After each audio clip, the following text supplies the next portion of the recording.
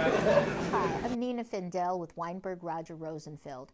This is part 2 of a video series on the Federal Freedom of Information Act called FOIA. Part 1 deals with making your request, so if you haven't watched that yet, you probably should. Part 2 is going to deal with the reasons that the government may withhold information and what to do if they withhold information. If the federal agency just doesn't respond to you, which does happen, write them repeated letters, mark them second request, third request, and attach your original request and send them certified mail, and obviously keep a copy. If they still don't respond to your request, and your request should have the original letter and your second or third request attached to it, everything that you've sent, you should send it every time. If they still don't respond, I suggest contacting your local congressperson's office nearest to where you live, and they can assist you with that. You should ask for the constituent services person there.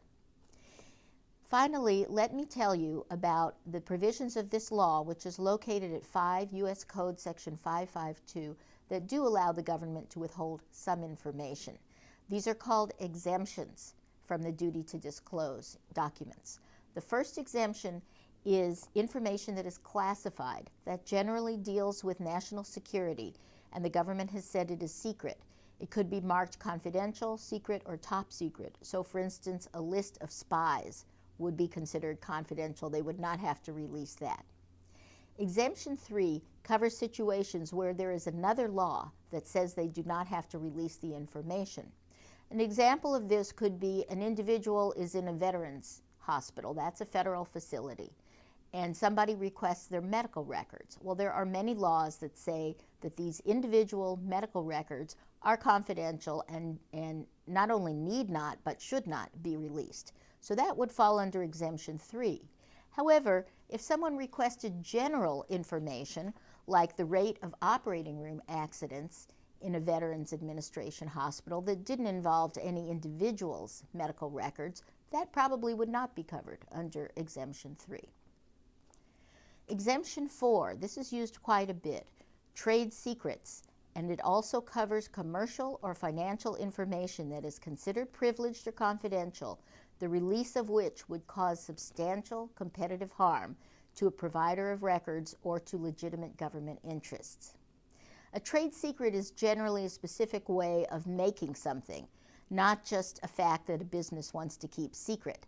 An example might be a recipe for medication that is held under a patent by a company, and they don't want to release the way to make the medication because then everybody would make it and they couldn't make any profit on it. So that might fall under trade secrets. If information is given voluntarily to the government, which it is in many situations, and it is commercial or financial information that could cause substantial competitive harm to the person who provides it, it may fall under Exemption 4.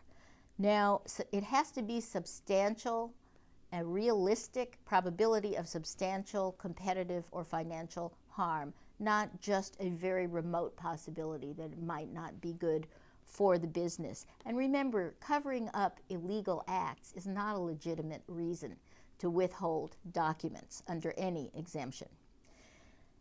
Exemption 5, these are records only available to someone under subpoena or through a lawsuit. A good example of this might be attorney-client communications that are generally not considered disclosable. They're what's called privileged. You have a right to talk to your attorney in confidence, but you might be able to subpoena them at some point, but you cannot get those through the Freedom of Information Act. 6 is personnel, medical, or similar files, when the disclosure would be an unwarranted invasion of personal privacy. So personnel files, an individual's file, might be an unwarranted invasion of personal privacy. A list of salaries of state officials probably wouldn't be. Also, under Exemption 6, there's increasing sensitivity to identity theft.